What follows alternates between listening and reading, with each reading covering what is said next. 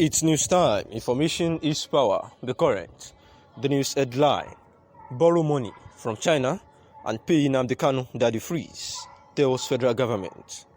Nigerian Romanian radio talk host on social media personality Ifedayo Olarinde, best known as Daddy Freeze, have reacted to the court declaration of the arrest of the leader of the indigenous people of Biafra, Nnamdi Kanu, as illegal, and orders federal government to pay him 1 billion naira, thereby revealing expectation of 100 millions that have been paid to him as tithes following the arrest of Nnamdi Kanu. A state high court in Umaya, Abia State, as on Wednesday, ruled that the Nigerian government violated the fundamental human rights of the detained IPOB leader when the military invaded his house in Afarauku, Ibeku, Abia State on September 10, 2017, and also his arrest and forcefully returned to Nigeria in June 2021 was illegal on the law courts and international laws, and the sum of 1 billion naira should be paid to him as compensation. The court also recommended a political solution to the agitation of the restoration of the defunct Biafra Republic championed by IPOB. In reaction to this, Daddy Freeze suggested that the federal government should add another 800 million to the 200 million bill being granted to Ismaila Mustafa, popularly known as Mofa, who was arraigned of money laundering by the EFCC, and be given to Nnamdi Kanu. He added that if the country couldn't afford the money, which is ordered to be paid to Kanu, he should go to borrow from China. Mr. Freeze expressed his shock on hearing the news and stated that he didn't believe it at first, but was forced to believe it after seeing the news on different news agencies. Nnamdi Kanu, I was not supporting you that year, but now I am supporting you. If you pay your tithe, the tithe is 100 million. Before, I was not supporting tithe, but now I am supporting tithe, the tithe of 1 billion. Army and Mrs. C. Odukwe for the DSS argued that the court lacked jurisdiction to hear the matter.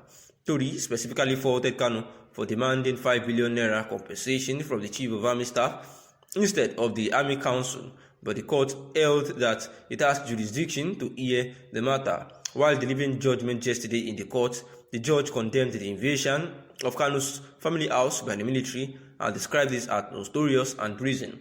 Justice Aya, however, struck out Kanu's prayer to declare his repatriation from Kenya and the continued detention by DSS as illegal. The judge instead suggested to the authorities to explore political alternative in resolving the issues of his extradition, detention, and trial.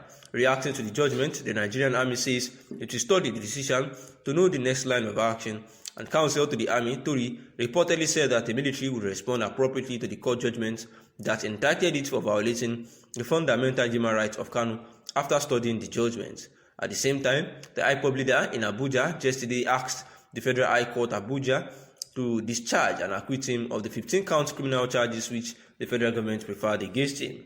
Kanu had rejected the charges during his arraignment in court yesterday, arguing that they were defective and have no force of law.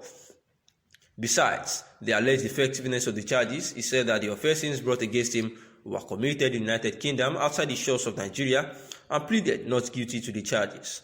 Shortly after taking his plea, counsel to the federal government, Shuaib Magaji Labaron, told the trial judge, Binta Iyanko, that he was ready to try the defendant. He informed the court that 2 of his witnesses were present to testify in the case and that some exhibits were brought to court to establish terrorism charges against Kanu. Labaron cited Section 396 of the Administration of Criminal Justice Act, ACJA 2015, which stipulated that trial should begin after arraignment, and while objection on any issue could be taken at any time along with the substantive matters. But Kanu's lead counsel, Mike Ozekume-san, objected to the commencement of the trial, adding that his client had filed 2 motions on notice on the validity of charges and a bail application. Ozekume said that the 2 motions were fundamental because one of them challenged the competence of the charges and should first be resolved, adding that Kanu desired to be discharged and acquitted without standing trial because the charges were defective. He argued that the second motion which sought fresh bail for Kanu, was filed on Tuesday, January 18, 2022, served on the prosecution on Wednesday, January 19, and therefore not ripe for hearing. In a ruling, Justice Nyako agreed with Ozekome to first determine the motion challenging the validity of charges and fixed February 16, 2022 for the parties to return to court and adopt their processes for and against the motion at 12 noon. However, Kanu was returned to the Department of State Services DSS detention facility until his request for bail is resolved. He was provided with orthopedic mattress, pillows, and blankets, among others, in compliance with the court order.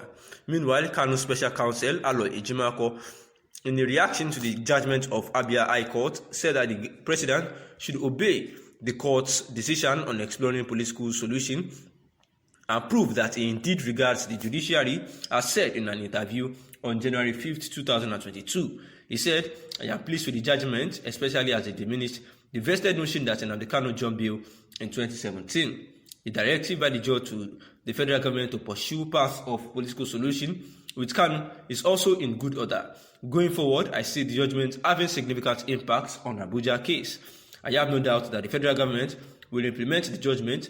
My confidence comes with the recent pronouncement from the president that he will respect whatever the judiciary decides in the matter of Nnamdi Kanu, and now that the court had actually, advised, after awarding 1 billion naira against the Nigerian army and for Nnamdi Kanu, for illegal, unlawful, and unconstitutional infringement of his fundamental rights, to life, dignity, and of his person, and also his personal liberty and fair hearing as guaranteed under the Nigerian Constitution and African Charter on Human and People's Rights. The lawyer of Nnamdi Kanu had actually filed again that the court in Abi State should actually should actually condemn, the expulsion of Nnamdi Kanu from Kenya back to Nigeria by the Nigerian government, and his consequent, detention and prosecution in a suit, marked FHCA BJCR 383/2015, saying that the court should actually, agree that it was illegal, unlawful, and constitutional infringement of his fundamental rights to be expatriated from Kenya back to Nigeria. But then the court actually, apart from awarding 1 billion naira, which was supposed to be 5 billion naira as filed by the council to Nnamdi Kanu, the judge, which is Justice Aya, however, struck out the prayers, to declare that the repatriation from Kenya the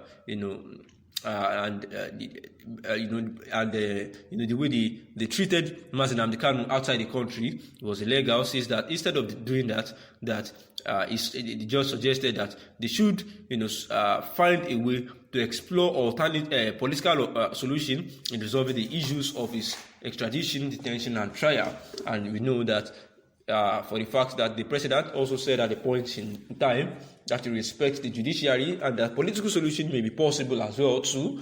The lead counsel, the special counsel to Nnamdi Kanu, which is Aloy Ejimako, actually said that yes, that he would advise President Muhammadu Buhari to also remember his promise to respect the judiciary and do as said.